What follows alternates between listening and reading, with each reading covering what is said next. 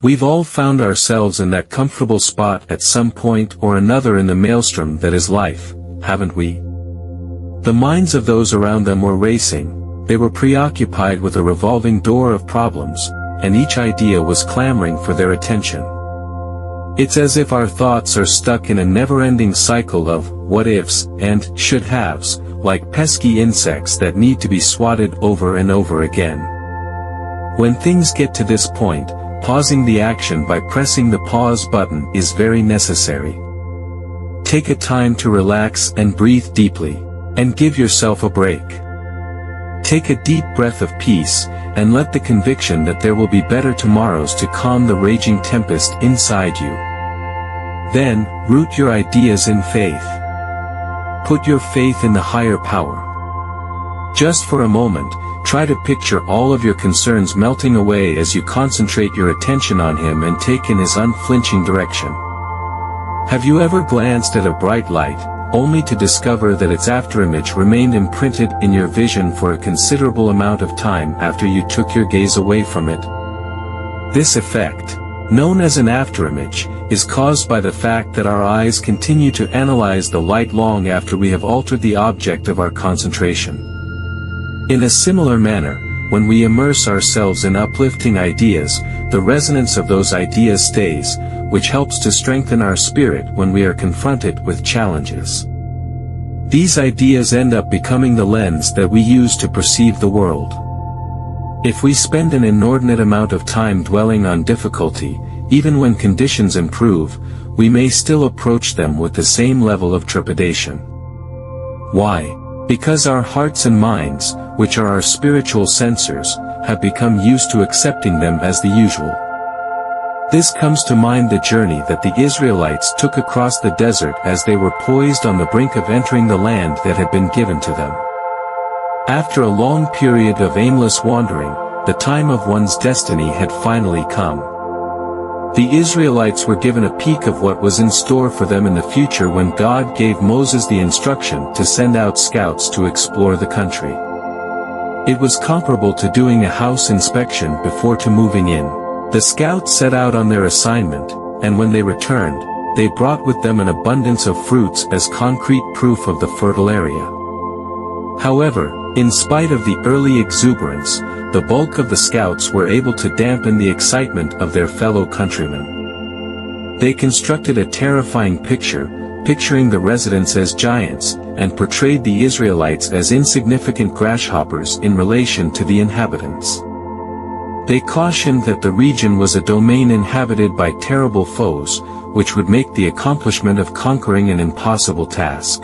A heavy cloud of hopelessness and terror descended over the camp as desolation swept through it. In the midst of this melancholy, two voices shouted out with unshakable confidence and courage. Those of Joshua and Caleb, who were among the scouts, gave an entirely unique point of view. They made an effort to revive hope and trust among their brothers, which was a direct challenge to the general environment of apprehension that was present. Caleb is credited for silencing the people in front of Moses by proclaiming, "We should go up and take possession of the land. For we can certainly do it." This event is documented in the 13th chapter of the book of Numbers.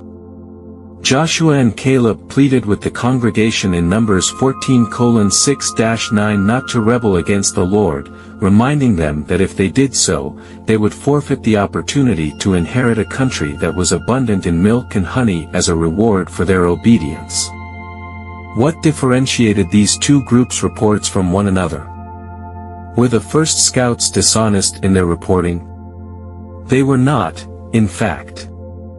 Indeed, giants roamed the region, and when they left, they sent back proof of the land's bountiful harvest in the form of enormous fruits. The difference between them rested in where they chose to direct their attention. One group became obsessed on the enormous obstacle, while the other group turned their attention to the limitless might of God.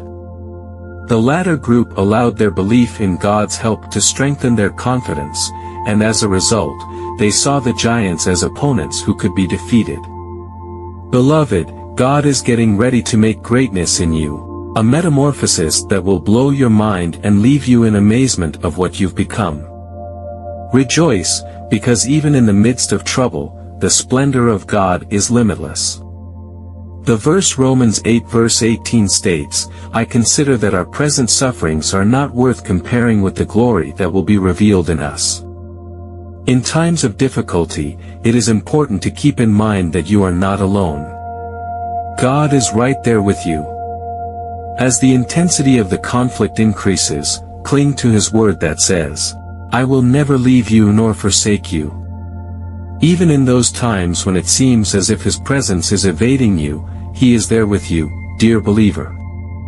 Because trials and tribulations are often the furnace through which character is purified, even His own Son was not spared from experiencing sorrow by His love. This is because trials and tribulations are analogous to metal being formed by fire and force. The will of God may direct you away from a certain route at times, but at other times, He may allow you to go down that path and emerge victorious. Your activities do not influence His decision in any way.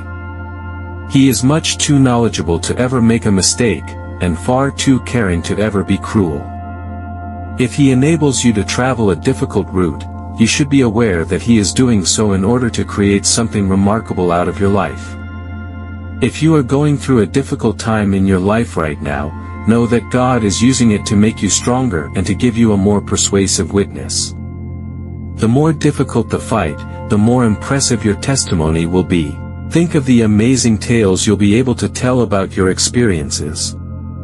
As the Israelites approached the land that had been promised to them with apprehension, you too may come face to face with a promise that is impossible or a desire that seems unattainable. Take heart, because God is with you, just as He was with Joshua, Caleb, and many others who came before you. Only Joshua and Caleb, two of the original 12 scouts, together with the younger generation that had left Egypt, were able to access the promised land in the story of the Israelites.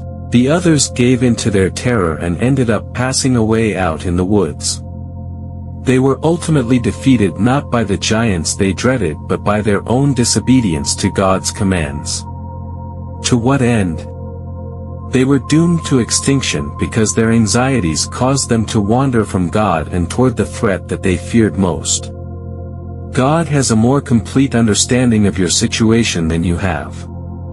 Only He is capable of navigating the road that lies ahead.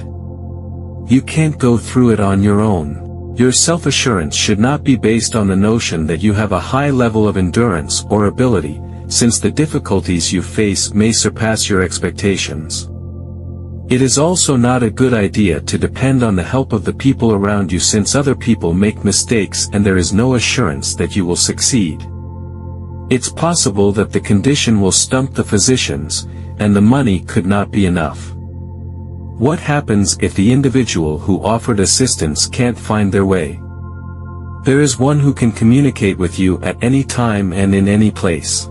No matter how severe the circumstances are, you can always count on Him to be there for you around the clock as a reliable ally. If you have Him at your side, you will never really be alone yourself. He is not a backup plan, rather, He is the assurance, the unwavering support, and the solid foundation that you may depend on at all times. And what is the most stunning feature? He does not waver or change regardless of the chaos that is occurring around you. He is as constant as a mountain in His ways.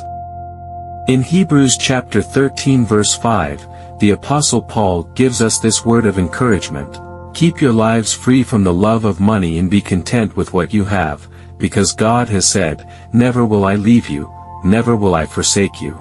It is important to keep in mind that the key to mustering the strength to withstand the storm is to keep in mind that you are never alone. You must not give the enemy permission to persuade you that God has abandoned you in any way. He will never leave you to confront challenges that only He can conquer on your own. He is aware of your need for His strength, and He wants you to know that even in your weakness, He is ready to offer the fortitude you seek. He understands your need for His strength, and He wants you to know this. Today, turn your attention away from the trials that you are now facing and place it instead upon the Supreme Being. One last thing to take comfort in is that every difficulty, every trial, is not a sign that God is not present in your life. Rather, they are evidence of the greatness that is about to be revealed in your journey. This is the storm that comes before the calm, the darkness that comes before the morning. Stay strong, for the breakthrough and the blessing are on the verge of becoming a reality right now. When you feel the impulse to give up, keep this in mind: your strength is not dependent on the magnitude of the obstacles standing in your way. Rather, it is dependent on the unwavering support of the God who is standing by your side. Though it may seem that your issues are insurmountable, have faith that God is a million times bigger. The ups and downs of life are interwoven with strands of meaning to create a tapestry that is your life. They operate as the loom on which our personalities are woven, and faith is honed, as a result of their influence. Challenges have the same effect on us as they do on gold being refined in a crucible of fire. They form and shape us in the same way. Our metal is tested during these trying times, and it is at these times that our genuine selves become seen. Take for example the tale told in the book of Genesis about Joseph, son of Jacob. This account may be found in the book of Genesis.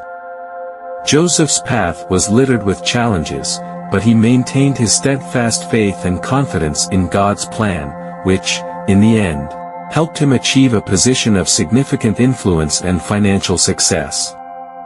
Joseph might have given in to bitterness and despair after being wrongfully convicted, imprisoned, and sold into slavery by his envious brothers.